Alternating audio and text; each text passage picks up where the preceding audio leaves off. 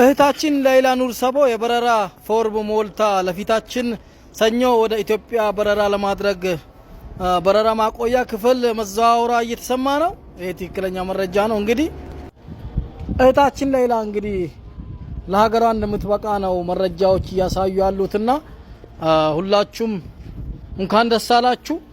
ከዚህ ውጭ ሌላ ነገር ማለት አላህን ማስቆጣት ስለሆነ እንግዲህ የመሞቻ ቀኗን ስትጠብቅ የነበረች እህታችን ለሀገር መብቃት ማለት የቀጠሮ የቀን የትላንት የዛሬ ነገር ካልሆነ በስተቀር ሌላ ምንም ትርጉም የለውምና ለዚህ እንድትበቃ ያደረጋችሁ ኢትዮጵያውያንና ሌሎቹም ደጋግ የሰው ዘሮች በሙሉ ምስጋና ይገባቸዋል።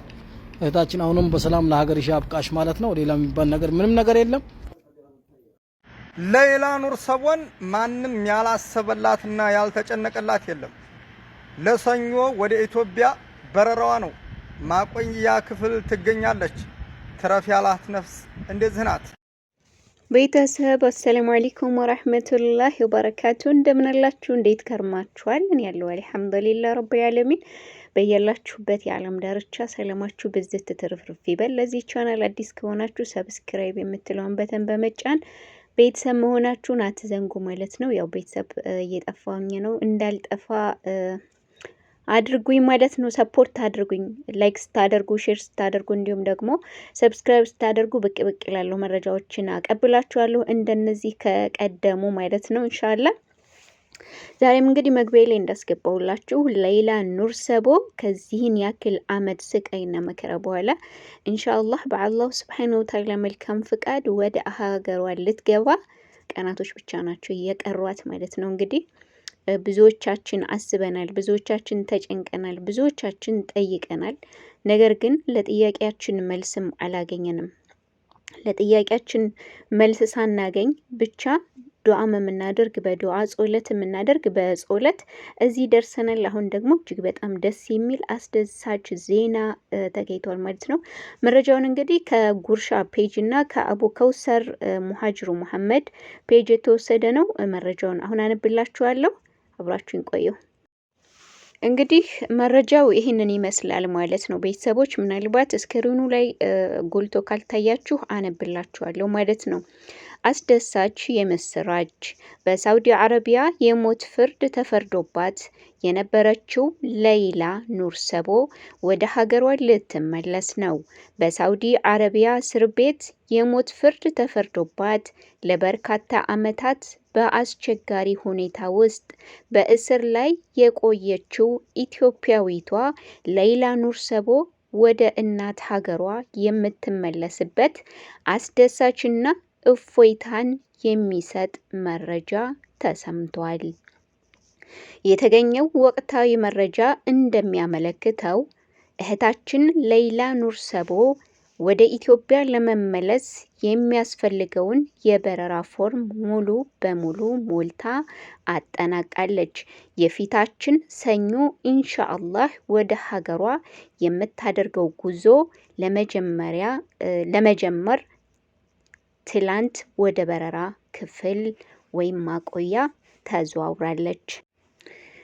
እሺ የፊታችን ሰኞ ኢንሻአላህ ወደ አገሯ የምታደርገው ጉዞ ለመጀመር ትላንት ወደ በረራ ክፍል ወይም ማቆያ ተዘዋውራለች ይላል። ይህም መረጃ ለዓመታት በትካዜ እና በእንባ ውስጥ ለነበሩ ቤተሰቦቿ እንዲሁም ጉዳዩን በትኩረት ለሚከታተሉ ወገኖች ሁሉ ትልቅ የደስታ የምስራች ሆኗል። ፈጣሪ አላህ የጀመረችውን የጽናት ጉዞ በስኬት አጠናቃ በሰላምና በጤና ለሀገር ምድሯ ለቤተሰቦቿ ያብቃት። መረጃው የሙሃጅሩ መሐመድ አቡ ከውሰር ሲሆን ጉርሻዎችም ከሙሃጅሩ መሐመድ ከአቡ ከውሰር ጋር ተነጋግረናል ብለዋል። ይህ መረጃ እንግዲህ ትክክለኛና ወቅታዊ የሆነ መረጃ እንዲሁም ደግሞ ሁላችንም ስንጠባበቀው የነበረው ለሁላችንም ጥያቄ ሆኖብን የነበረ ነበር የሌይላ ኑር ሰቦ ጉዳይ ማለት ነው። እህታችን ሌይላ ኑር ሰቦ ላይ ደረገውን ሁላችንም የምናውቅ ይሆናል።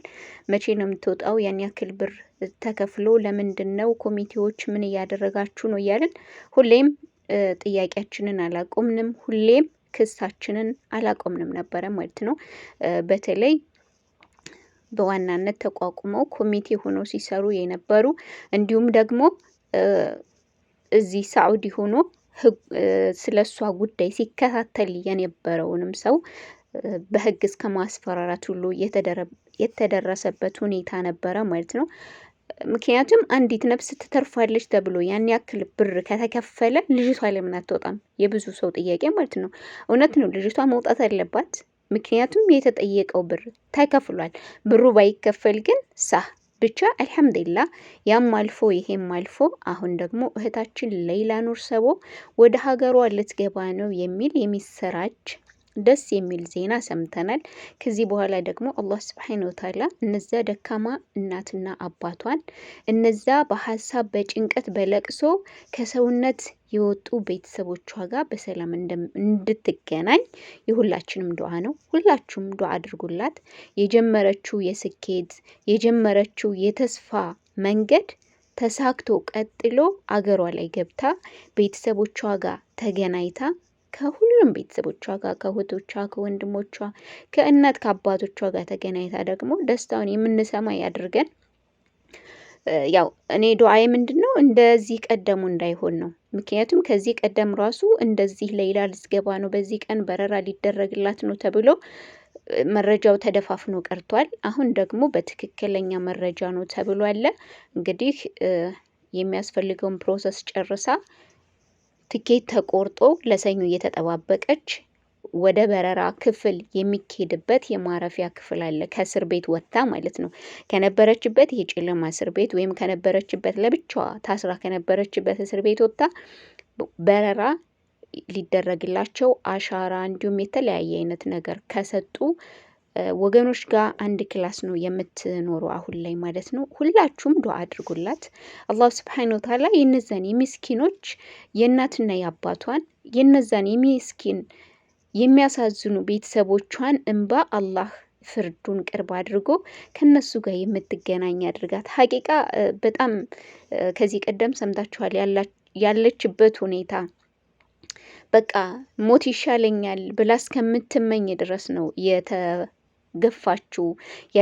ያለችበት ስቃይ ያለችበት መከራ እንግዲህ ሁላችንም አዲስ አይደለም፣ ሁላችንም የምናውቀው ነውና ያ ሁሉ አልፎ ደግሞ ዛሬን መስማታችን ይህንን አስደሳች ዜና መስማታችን ወላሂ ከትልቅ ብስራትም በላይ ነው። ይህን ቪዲዮ ሁላችሁም ሼር አድርጉት፣ ላልሰሙት አሰሙ። ኢንሻአላህ ቤተሰቦቿ ጋር ደግሞ በሰላም ትገናኝ።